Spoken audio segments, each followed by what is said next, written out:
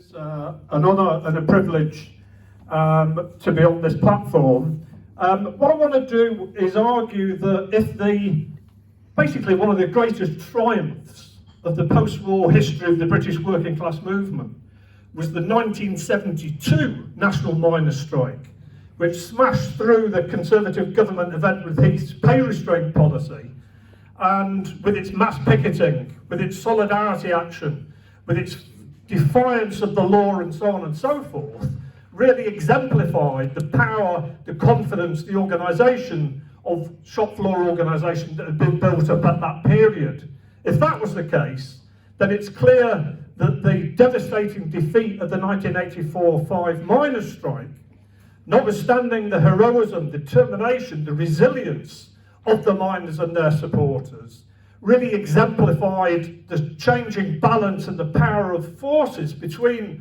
workers and employers that really characterised that period, which was to extend throughout the trade union movement, and a legacy of from which we're still, in a sense, beginning to recover from.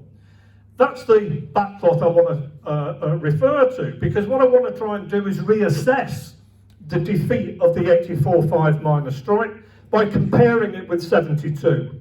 And I want to do that by critically evaluating the sort of predominant argument already been suggested, that really the miners' fight was a heroic but an ultimately doomed battle against the juggernaut Thatcher government, and that its tactics itself, militant tactics, contributed to its own demise. I want to challenge that argument, and I want to do so by raising a number of potential alternative strategies which were advocated by activists on the ground inside the miners' strike at the time, and which, if they'd been implemented, might have led to a different outcome and a whole number of different scores. Okay, this is what I want to do.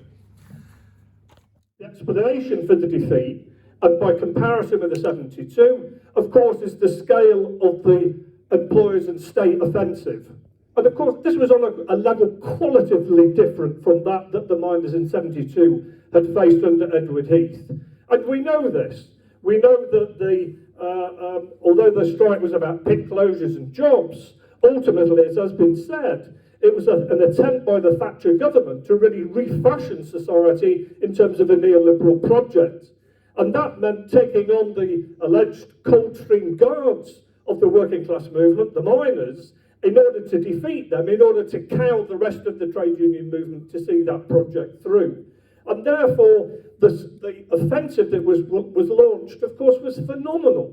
The amount of resources that were thrown to try to defeat the miners. And let me just remind you, the Ridley report, the attempt to strategically take on one section of workers after another, the building up of coal stocks before the miners' strike was triggered, the importation of foreign coal in order to try to undermine the strike, the appointment of Ian McGregor as a sort of aggressive form of managerial offensive in terms of the coal board itself, the military-style coordinated offensive of the police to attack the pickets, to isolate Nottingham, to a huge, massive operation in terms of the clubbing of miners at Orgreave, the punitive deductions of benefit payments for strikers' families, the thousands of arrests of miners, the use of the judiciary in order to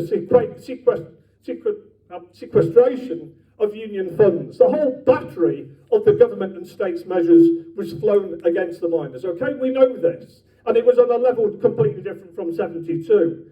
But my argument, I think, would be that this in itself was not the only factor. And it was not necessarily the most important factor in the defeat of the miners. Because the fact is that despite that offensive, the resolve, the resilience of the miners continued.